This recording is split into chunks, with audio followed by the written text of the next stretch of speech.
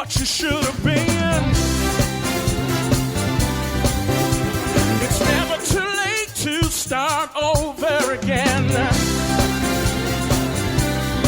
Say, it's so wonderful being in another interesting episode of Impact My World, an online program that looks at life's real issues from the godly point of view. My name remains Sandra DMH, and today promises to be very impactful and interesting because we will be discussing a very important topic: your plans versus your reality. Now, growing up, every one of us had plans and pictures of what it is we actually expected life to be, or what it is we want life to be for us as pertaining to education, family, business, career, and amongst other things. But in the course of life's journey, time tends to sift people into three different categories, I think. The first is those who are within the range of the achievements that they had set out for themselves, while the second are those who are far from it. That is, they are nowhere close to what it is they had set out, their plans and all.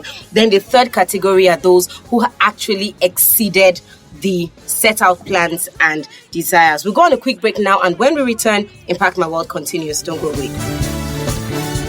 what God has prepared, your eyes have never seen. Welcome back. It's still Impact My World if you are just joining us. And I have with me my friends in the studio. Peter is back. Hi. Mayowa is here. Hello. And my husband is here too, Shola. Thank you guys for joining me today on Impact My World. Thanks, So the topic Thanks, always a pleasure. So the topic is your plans versus your reality. Now, we've heard, as in, when we listen to motivational speakers and all of that, we hear this popular saying, proper planning prevents poor performance. And then another one, if you fail to plan, then you plan to fail. Now, the question is, Peter, to you, how come some people plan and then they still fail? Okay. Well, that popular motivational speech of proper planning prevents poor performance, it's relative because planning is only one aspect of achieving something. You can plan and still fail.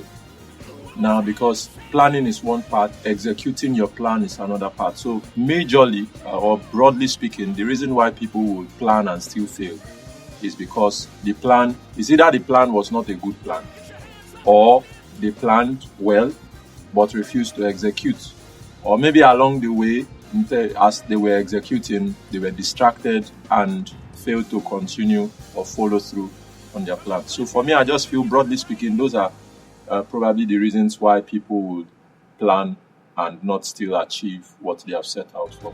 Okay, so now let's look at it from another angle, Shola.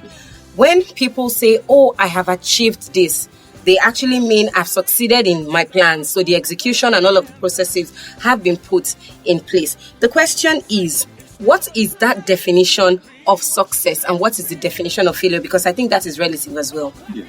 Yeah. There is no way we talk about planning and achieving our plans without the word or the phrase success and failure coming to play. Now, success is relative. I would define success as a mark set out by a person to achieve. So if, let me use a student now who writes an exam, the school might give a pass mark at 50. So any student that crosses or gets that 50% mark is termed successful by the school.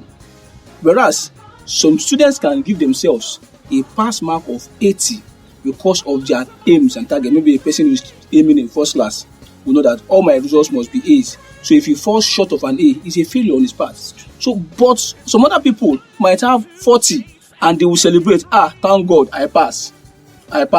So it's relative. Likewise, your parents might set a target for you. You might set a different target for yourself. So I might meet my target, but might not meet my parents' expectation. I might surpass my peers' expectation. So in that context, I have passed. To my friends, I have excelled greatly.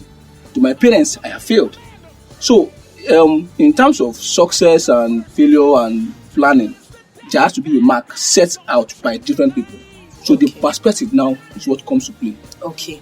Mayowa, tell me, we are all created by God. So definitely God has his set plans for us as well.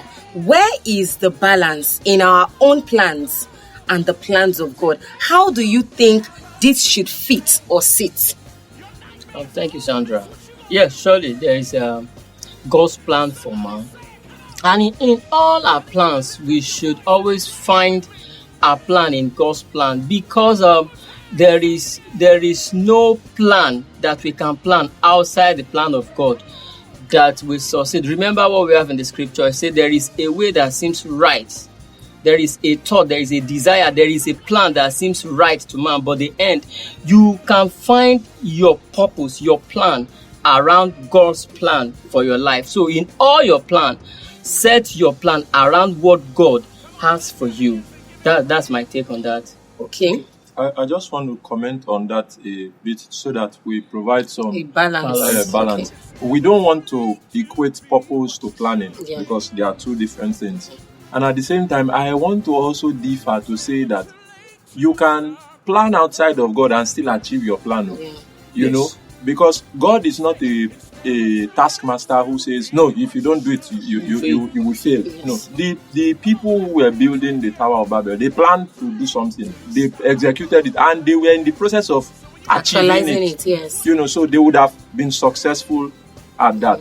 Now, but when you say where is the balance, finding, there is a plan.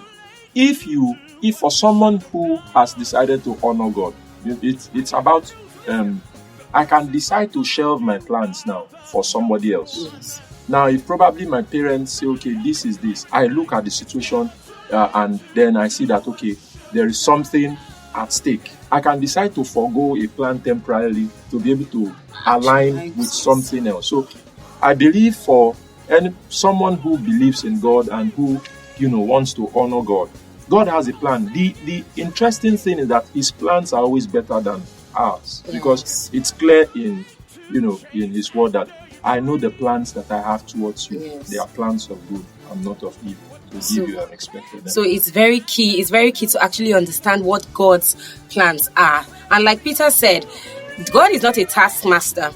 Definitely you can plan and actually actualize your plan, achieve it. But then the question you should ask yourself is this in alignment with what it is God's plans are for me? Because God always has that better plan for us. And you might not see it. That now brings me to another question. God's plan. If we look at the story of Joseph in the scriptures, Joseph, part of God's plan, and scripture stated it there, that his brothers actually selling him to slavery and the betrayal and everything was part of God's plan. The process was not easy. The process was quite difficult. I'm sure Joseph in his mind would have just thought, this is betrayal, as in how could my brothers do this to me? Now, Shola, tell me, where is that place of concentrating and focusing on even the seemingly difficult times in the process of God's plan for our lives, so to say, the wilderness part of God's plans for our lives? If I get you right, you are saying that how do you focus? Yes, because when you're having challenges. The difficult times of Joseph had to pass through all of those things to get to Egypt, but God's plan for him was to be there for a future purpose that he had set out. Okay. If he was a bit distracted by Potiphar's wife offering him that very little, he would have twatted the whole thing. I will approach it from the man's perspective and from God's perspective. Okay. That's that God in the plan. Okay. If a man is resolute in his mindset, if you have a focus and it's really a focus, no matter the challenges and obstacles that comes your way, your gaze will always be on your focus. So that is the impetus you need to surmount every challenges that come your way. Likewise, if it's God's plan for man, God's plan is always, if you look at the plan, it's always the expected end. The process you don't know, but we must trust God. Just like a person traveling from Lagos to Ibadan in the night, and you're traveling in a car, the lights from your car will not be able to beam to see the end of the road. But it opens up about few meters ahead of you. So you can trust that light to move you about 2 meters, 3 meters per time. As you move 3 meters, 3 more meters open up to you. So that is the way we should follow by faith, God's leading. But the assurance is, with those 2 meters of light that your light can beam, it will take you to God eventually. Okay, so Maiwa, tell me.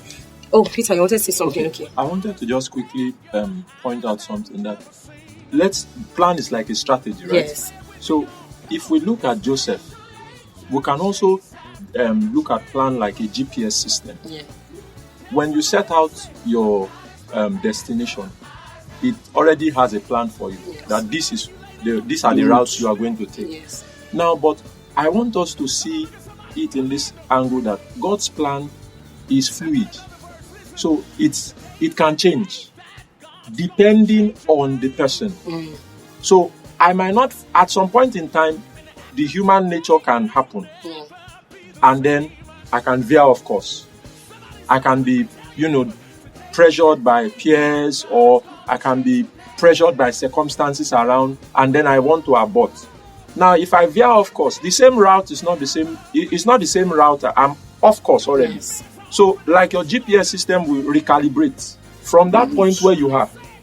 What's the route? So, it's possible that Joseph's route was not that route, but because of the fact that it has happened like this, Yes. let me calibrate it, because the plan is to get you to that place. That's true. So, however it will get you, the plan can change along the way as a result of the location or the position you find yourself at any given point in time. So that's for me is what I would like to add to. That's so true. That's so true. So when the plan changes, Maiwa, tell me, because I think for some of us, we just feel, oh, this is the plan. So it's not. Sorry, I would not. It's not the plan. It's the process. The process, yes. The plan is still to get you, to the end result. So in the course of the process to get you to the end of that result, when it changes, what should be our attitude? Because for some people out there, it is, oh, this is how it's meant to be, or this is how I heard it should be. How do you think we can consistently be in tune with knowing that this process has not changed? Because from what Peter has said, which I totally agree to, the process can change. Yes, the process can change, yes. If the process change, don't lose focus. Don't lose focus. Just like what Peter has said, the GPS can be recalibrated. So if the process change, don't lose focus, because the one who set you on the journey knows how to rechannel you to get to the end. So if the focus change, don't lose. If the process change, don't lose focus. Still focus on God. In fact, one of His name is the way. So if one way blocks, He knows how to channel another way for you to get to the end. Okay, so He knows how to reroute. He knows how to. And I think another thing is, so if the process changes, we also have to check ourselves to be sure that we are still in alignment. Because the only way you can really know if that process has changed is when you are consistently following and listening out to be sure that you have not veered off that course. Shola, you want to say something? Okay. You have to be sure that you have not veered off. So there has to be that consistently going to check, am I still on course? And I think that is where going to the plan back also comes into play. You don't want to just set out a plan and the strategy and you are just going with it. Other factors will come into play and you want to check and be sure. It's like an architect that has already designed a plan. Yeah. So along the line, maybe if there's how will I put it now? If there is need to change a section of whatever has been drawn out, you have to revisit the original. That's true. You look at the original, okay, what is the aim? The aim is because if the plan is going to change, that means you are changing the entire process. That's true. Do you get it now? So he looks at the original. Is the original that informs. So for a person who is on a journey, who has something planned out, or